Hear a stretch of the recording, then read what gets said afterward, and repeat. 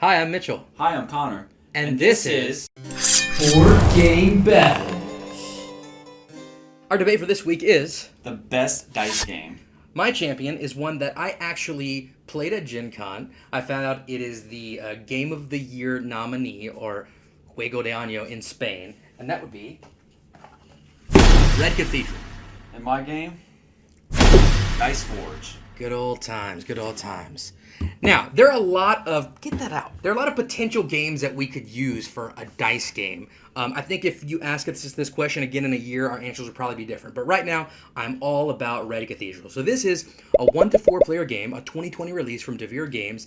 It is designed by Sheila Santos and Israel Cendrero, and in it, players take on the role of architects building St. Basil's Cathedral in 15th century Russia. And who commissioned them to do this? Well, none other than Tsar Ivan Grozny. You know who that is, right? You know, Ivan the Terrible? that's right. We English people call him We English-speaking people call him Ivan the Terrible, even though that's a completely wrong translation. It's actually Ivan the Awesome, and I'm going to stamp on this history nerd thing. That was my college major. I taught it for 9 years.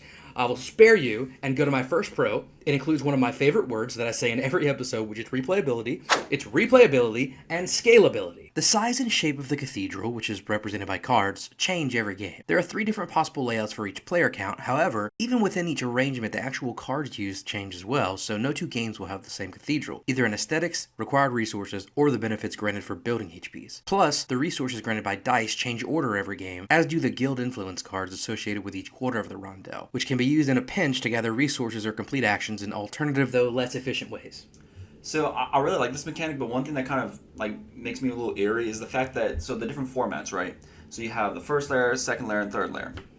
The cathedral could literally have like one tower can be, let's say the door, 2 windows, and a roof.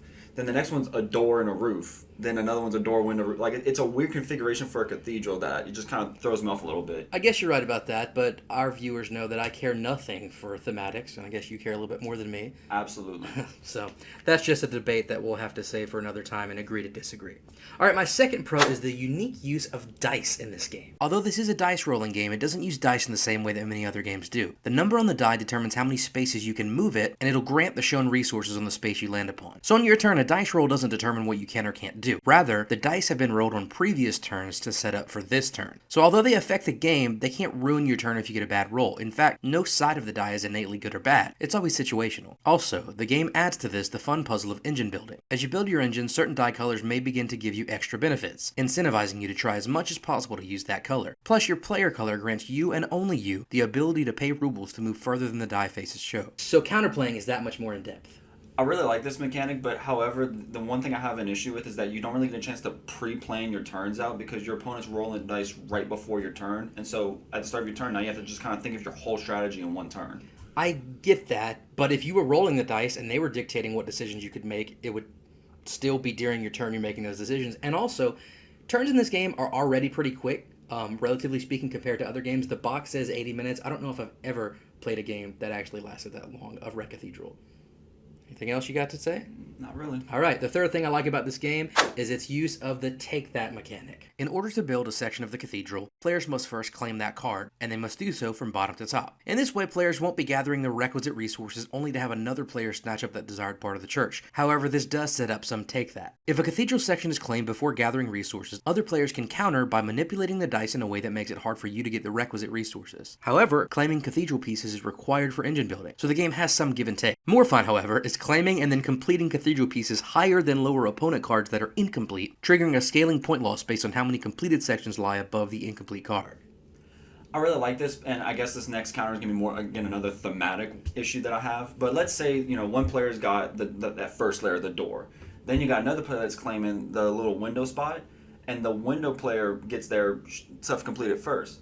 Well, now you got a window but no foundation on it. So first of all, both players should be deducted points, and Ivan should give a swift backhand to both of them for being an idiot.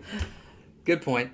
I have thought about this. Why are you going to build the window before the door just to show someone else who's boss? But yeah, good point. All right. The next thing I like about this game is its unique catch-up mechanism. There are 2 types of victory points, recognition and prestige. Recognition functions just like victory points in most other games. Prestige points, however, are spread out around the Veep track. When one gains a prestige point, that player jumps to the next level, oftentimes skipping several recognition points. However, the more points a player gains, the less spread out the prestige markers are, meaning that gaining prestige becomes less advantageous for those players pulling out ahead. In fact, toward the higher end of the track, prestige points are equal to recognition points. I really have no complaints from this mechanic. It's really helpful for me since I'm constantly behind Mitchell and every time we play this game. Yeah, it does feel really nice at the end of the game to shoot up. It makes you feel like you did well in the game, even though you may not have, like with Connor. Yeah, pretty much. I didn't expect you to accept that, but yeah. Anyway, my last pro about this game is that it really requires you to optimize your gameplay. Setting yourself up to jump as far as possible when gaining prestige requires a lot of pre-planning. For example, it's not worth it to expend resources to gain prestige when the next marker is only 1 space away. Conversely, it is worth it to spend prestige to, for example, reroll when you're only 1 space ahead of a prestige mark. Optimization also comes into play when building the Cathedral because players can only devote 3 resources per turn, meaning that, unless a piece needs only 3 more resources to be complete, it requires players, if they're optimizing, to plan ahead and begin working on the next goal. One fun option is to ornament the Cathedral with windows or crosses, which brings more points, although it's not required to complete the building itself. My only real counter against this is the fact that spending your prestige is the only thing you can really pre-plan on your turns. So you're agreeing with my pro, but just saying there needs to be more of it. Well, I disagree. I think there are other ways to have plan A, B, and C by, for example, banking on using the guild cards. But to each his own. Enough about Red Cathedral. Let's talk about Dice Forge. Dice Forge is a 2 to 4 player game released by Régis Bonnessée. Probably butchered it, as you can tell just now. It was released in 2017 by publisher Libellud, which is, again, another name I'm probably butchering. In it, players are trying to take a seat among the gods, and by doing so, they do this through my first point, which is forging dice. Each turn, players roll dice to represent a blessing from the gods. This brings us to the core mechanic of the game, customizing your dice to obtain better dice faces. This, in turn, grants you more efficient resource collection. Your dice start out with bare basics, but over time, you can sacrifice gold to the gods to allow for stronger faces. This allows you some control over your luck. When purchasing a new face, you can choose to put it on either die, kind of averaging out your chances. Or if you wanted to make one die strictly grant gold, and the other strictly grant sun shards, you can absolutely do that. The game gives you complete freedom of customization. So this core mechanic is really what drew me to the game, and I was really excited about it, and maybe it's because my expectation levels were up here, but I feel like it really fell flat for me. It kind of just feels like a wash, rinse, repeat thing with only 10 rounds in the game, or 9 in a 2-player games. It doesn't feel like you have enough time to really get that engine going. I started feeling like I needed to stop wasting time on upgrading my dice because I'm spending the resources that I need to get victory points and focus instead on getting those Veeps, which meant like I didn't really feel like I could do the most fun part of the game that I was hoping I could.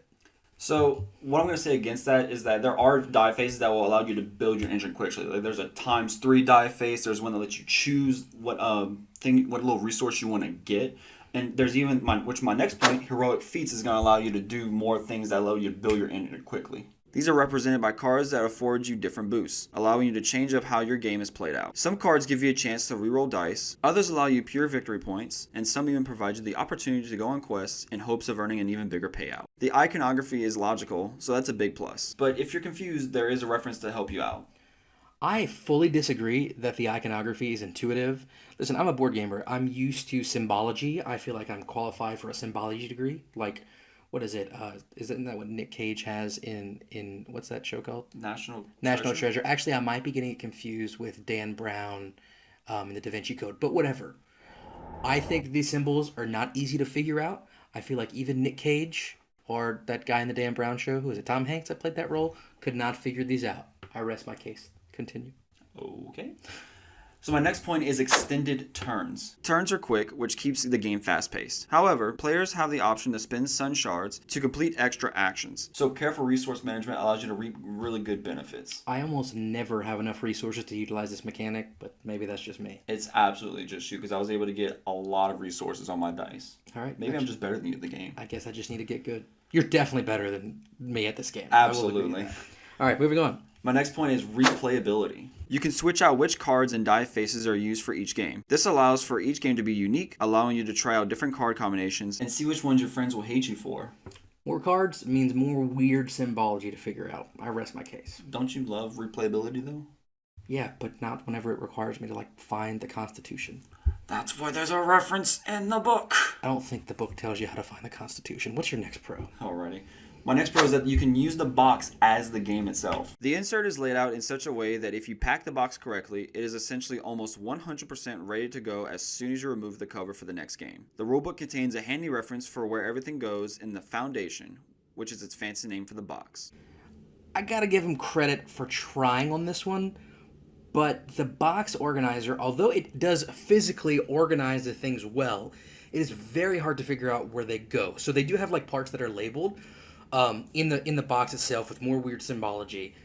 But okay, the rule book, it's like a standard like square rule book this size, but then it folds down. So to read it, first of all, it's like you're holding like an IKEA blueprint or something. And then instead of like telling you where everything goes, it's like an IKEA diagram. It's like the thing where it's like kind of out and it's very hard to see where everything goes. And then as part of the mechanics of the game, it's telling you to draw things from places in the box, the foundation, without really telling you what those things are. You just have to find like maybe one little mention of it in this really weird diagram. So, like I said, points for trying, poorly executed in my opinion. To be fair, they do show you. I will admit, yeah, it's not the best. They could have done better, but they do show you. And like if you look at it for like maybe 2 minutes, you can figure it out. It definitely took us more than 2 minutes. They don't have to know that. All right, enough negativity. Let's talk about what we like about each other's games and wrap this up. For Dice Forge, first of all, the box is really cool. I appreciate that, even though I'm not big on theme. Just the cover art is cool. But the main thing, like I said before, the core mechanic is really, really cool. Forging dice. I'm a big fan of Mystic Vale, as you know from our previous video, where you're basically customizing cards. And so this is like that, but on dice. And I really like that. I respect that. So Connor, what about Red Cathedral? Give me some positive vibes. I really like the catch mechanic, again, because it helps me a ton. I think it helps a lot of players like me that aren't the best and aren't catching on quickly. It allows them to keep up with even the best player at the table. There we go. I can respect that, you saying that you're not as good as at a game as I am. So anyway, please continue this debate in the comments, and then after that, vote in the official ballot that is linked in the description. Also, tell us why you're voting a certain way and put your name in on the ballot if you want. And next week, we'll be back to read your comments, disseminate those arguments, and announce the winner of the Golden Meeple. Like I said, for right now, I still have it. I'm hoping it stays right here, but that's up to you. I'm Mitchell. I'm Connor. And this is Board Game Battles.